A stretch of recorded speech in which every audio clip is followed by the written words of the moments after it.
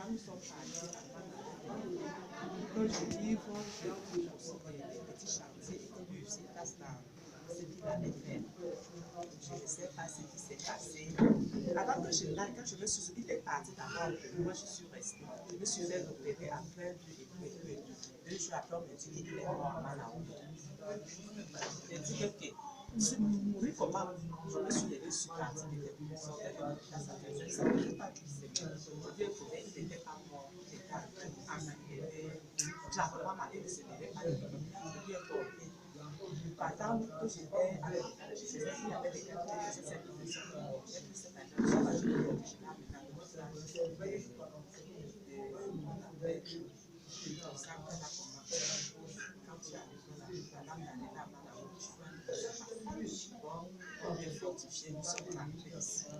On a refait un ambassade, il est parti à mon amour maintenant. C'est là où maintenant sa famille va le chercher. On lui avait interdit de ne jamais aller dans sa famille.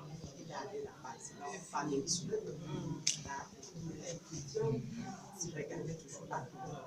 Maintenant, j'entre toujours. Mais il faut qu'à tout prix, mon souci est que les enfants fréquentent et qu'ils soient déjà pour relever cela. C'était mon défi.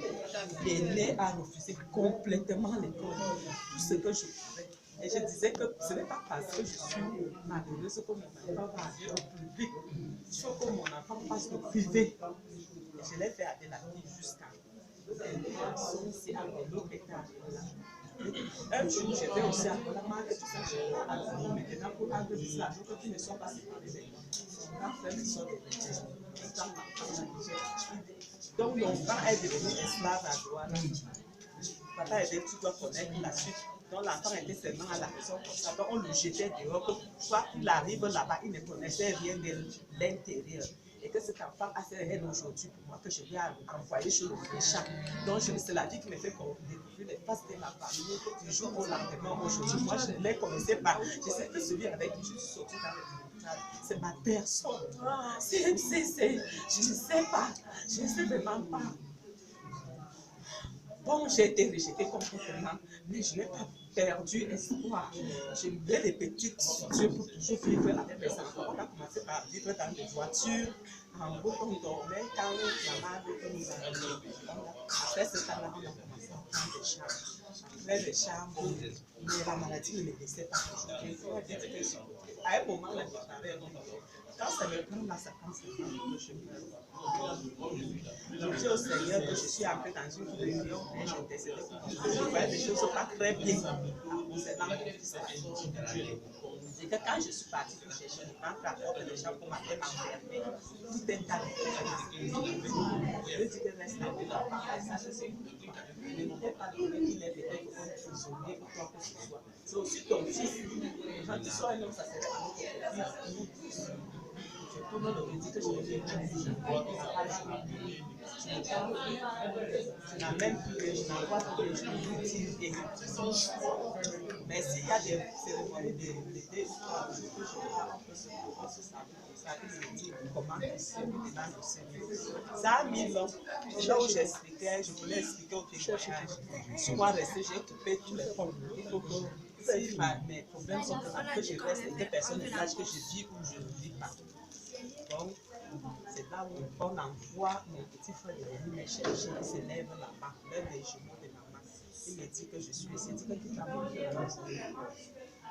et pendant que je suis là, il ne manque pas au niveau du village de ma maman de m'envoyer des chercher pour vivre avec elle, avec eux. Je ne refuse pas, tu as avoir l'enfant, je crois. Dès qu'il arrive, il me dit que si tu ne viens pas dans la famille, c'est légal. Personne ne s'entend avec nous. Celui même que j'avais, j'étais avec lui quand j'étais chez les enfants, il est parmi les grandes personnes, les autres personnalités de monde.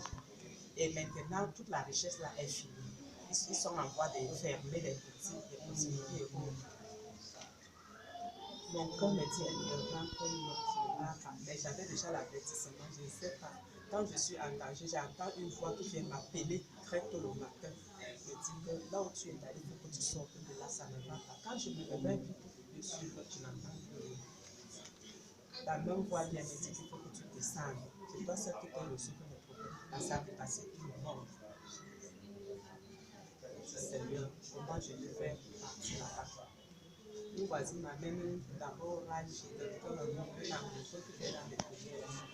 Dès que je me suis arrivée là-bas, la personne m'a interpellée, me dit qu'il faut que tu rentres dans ta famille, pourquoi tu veux ça. Il y a des choses que tu dois reçu. Je ne sais pas faire, il faut aller. Mais j'ai hésité quand je lui dis que j'ai compris, bah, je vais venir. Le reste, j'ai fait une semaine. Je n'ai pas rencontré un évêque qui m'a éduqué. Je lui dis que, comme on parlait de lui, j'entendais, c'était ma première rencontre. Je lui dis que vraiment, voilà le souci de ma famille. Il me dit qu'il faut d'abord, avant toute chose, il faudrait que tu prennes des jeunes. Donc, 9, le 20. Je dis qu'ils prennent pour eux là-bas, je prends ma paix ici. Ils m'appellent que rien n'est fait puisque tu n'es pas là. Il faut que tu sois là avant de faire ça. Quand j'arrive, celui qui a osé quoi au cadre, m'amène d'abord dans la première maison. La femme dit que sont des jeunes, la prière, elle ne veut pas. Donc, elle ne veut pas. Tu nous avais jamais dit que tu avais une seule. Je les amène, je regarde, je suis tout ça sur mon corps, je les amène. Pendant ce temps, l'évêque nous suivait à un certain niveau. Il dit que ta charge est grande, je ne sais pas si tu pourras t'en sortir, mais c'est toi qui dois soulever cette famille. Cette famille est le mouvement mère. C'est toi que le Seigneur intéresse, toi qui n'as rien. Quand le grand frère de toi là ne parlait avec personne, je veux préciser un peu dans ma tête. Je dis parce que quand il arrive, donc je vais couper la peau, c'est sûr de la fin. Quand il a celui de toi là, le grand, il est parlé avec personne ici. Après, il m'appelle, il me dit que vraiment, ça ne va pas ici, il faut que tu fasses, je pose avec tu poses aussi avec les riches parce que ce sont les deux. J'appelle l'autre, je lui dis que quand tu prends ton frère, il faut que tu arranges que la famille soit les enfants de maman sont super. Pendant ce temps, la tante que je parle, c'est les diverses choses. Dès qu'elle m'a vu, elle a fui la maison, elle dit que je suis venue la chasser avec les prières. Elle va prendre tout un secours là-bas chez les Israéliens, dans la famille des prières, pour le combat. Bon, il y a eu à un certain moment, l'argent qu'il attendait, c'était les 500 millions. Il a même fait peut-être quoi, un peu de temps d'être déjà abandonné les enfants, tout mon futur. Bon, il me promet que quand tu vas monter, il faut une boutique pour toi. Maintenant, ce n'était pas le cas. Quand j'arrange, j'ai fait venir mon grand frère de toi, là, il s'entend, on était en famille, il faut pas que la grande famille soit arrangée, on arrange le problème. Dès qu'ils se sont arrangés, ils se sont assis sur moi maintenant, ça c'est moi qui l'ai trouvé. Après tout ça, quand je suis au bas là pour venir ici, c'était terrible. Maintenant, je viens de tomber en moment de c'était plus que la folie. Et pendant que j'étais dans cette grande douleur, mon fils qui te voit là, c'est maintenant qui me cherche. Et quand il arrive, il ne me laisse pas en paix. Il ne me laisse pas en paix. Et que l'enfant, même je vous assure qu'être une femme qui n'a même pas d'amis, j'ai des vérités d'amis, je n'ai pas d'amis, même d'amis que, amis hommes que peut-être que quelqu'un va t'aider. Moi, je ne vais pas ça. Parce que je me suis dit, quand j'ai grandissé, j'ai connu beaucoup de choses que tu peux mettre un homme dans ta vie quand tu as encore des petits enfants, il peut te gâter pour les enfants. À cause de cela, j'ai d'abord parlé ça de 10. Mais aujourd'hui, mes enfants viennent me faire comprendre qu'il faut que je cherche, je ne pas en mariage. Il faut ceci, il faut ceci. Chacun dit ça part. Et quand il arrive, j'avais un peu d'argent que j'avais gardé, que si je tombe malade, ma fille, le peu de personnes qui étaient aussi à mon contact ici, parfois les nerfs du nerf, la douleur, la souris là, qui a fait juste pour mourir, je ne peux pas être seul, je ne peut pas compter, il ne peut rien faire de sa vie. Et quand tu vis même avec le voisinage, que tu es seul comme ça, on t'apporte le mépris parce qu'on ne voit pas un homme un peu chez toi. On te soucie. Moi-même, mon voisin, c'est on me les suit chaque fois. Par exemple, de la salut, même mon voisin. je ne peux pas capitaliser. J'ai laissé. Suivant le pasteur.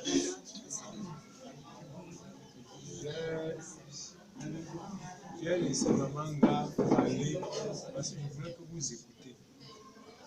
Tu sais que quand tu as une douleur, si tu écoutes pour l'autre, tu comprends que tu n'as pas la douleur. La douleur. J'ai laissé parce que ça va permettre à certaines personnes d'entre vous de guérir. Voici quelqu'un qui n'est pas guéri. Beaucoup de frustration, n'est-ce pas? C'est son petit-fils. Non, c'est la Voici son petit-fils. Elle vit avec elle. Vous voyez l'histoire qu'elle vous raconte là.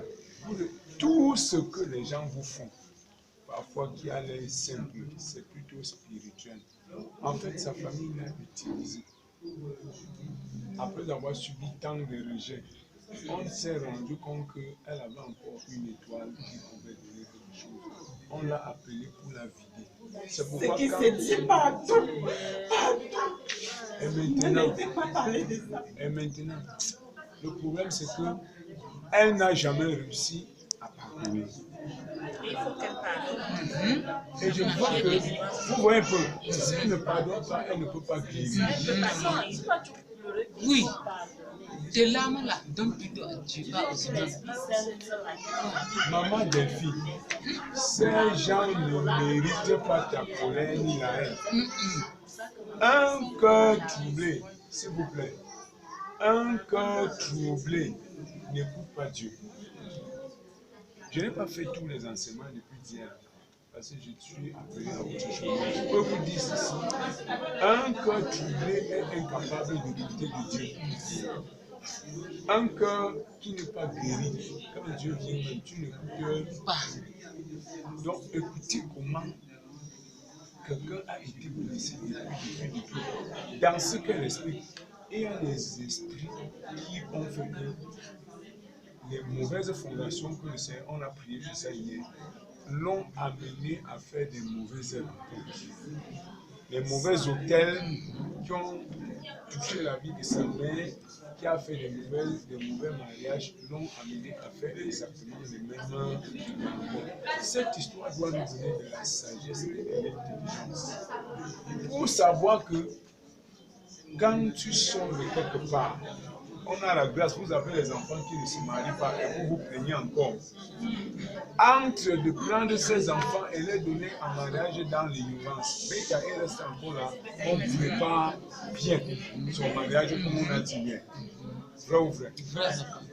Parce que si aujourd'hui, la maman a passé toute sa vie de manière sacrificielle en se disant, les 3 enfants que j'ai eus, mieux je sauve leur vie. Mais aujourd'hui, elle souffre. Elle a l'impression que son fils est réuni. N'est-ce pas? Ce sont ses douleurs. Moi, j'écoute la mère, j'écoute aussi le fils. Le fils a aussi ses douleurs. Parce qu'il s'est senti abandonné et rejeté par sa mère. Tu sais où on l'a envoyé? On l'a envoyé chez un servant aussi. Mais un de vous ne comprenez pas qu'ils sont partis là-bas vider encore l'enfant. Donc c'est un enchaînement. Tant qu'on n'a pas renversé la fondation maléfique, n'est-ce pas? Même les enfants risqueront de vivre la même chose. Tout ce que tu ne traites pas, tes enfants, tu leur donnes ça comme héritage. On hérite des maisons, on hérite aussi de la dette. On hérite des bénédictions, on hérite aussi des malédictions. Et donc, en tant que jeune, au-delà de toutes les frustrations, donc on note quoi? Maman, tu vas mettre aussi l'ingratitude des enfants. Elle se sent, aujourd'hui, les enfants qu'elle s'est sacrifiée pour élever le titre pardon, parce qu'en fait, elle est une charge. Elle ne peut plus ça. Mais en fait, ce sont les enfants qui ne comprennent pas qu'à un moment donné, elle aurait pu aussi dire j'ai encore ma vie, elle banque les enfants dans la famille. Mais elle ne l'a pas fait. Donc, vous voyez, j'ai commencé cette table en disant que vous êtes des personnes qui ont de l'expérience, qui sont très blessées. C'est pourquoi je dis qu'on partage. Quand tu écoutes le problème de l'autre, ça te guérit. Et je voudrais que chacun de vous sache, au-delà de toutes les douleurs que vous avez traversées, avec les mauvais maris, avec les abandons, avec la vie de solitaire, il y a un vrai. Je vais vous expliquer comment vous allez faire avec l'autre mari. Amen. Amen. J'ai reçu avec maman Nana une veuve que son mari est mort, il n'avait même pas mon âge. Son mari est mort, il avait 39 ans. Elle a encore dans 30 ans. J'ai prêché l'évangile à ce couple. Ils ont donné la vie à Jésus, mais l'alcool, les bières, la vie de dehors, on les a emportés. Tout ce que je disais, ils n'écoutaient. Ils sont revenus vers moi parce que le Seigneur m'avait parlé de son mari en son. J'ai vu un garçon qu'on était en train de vendre. Comment on vend jusqu'à on prend l'argent. Il veut dans mon quartier. Je suis allé vers eux, j'ai prêché l'évangile et je leur ai expliqué une situation. Elle m'a dit que là où il est en train d'aller l'opérer. Normalement, on devait l'opérer, il meurt. Le matin, donc, comme on veut l'opérer, je pars à l'hôpital. Je prie pour lui. Je vois le médecin s'amène. Je prie aussi pour lui.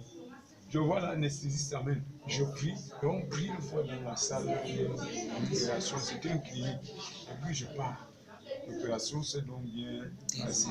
Et le poids est chaud. Mais ils m'ont fui après. Moi, il n'y a pas de problème.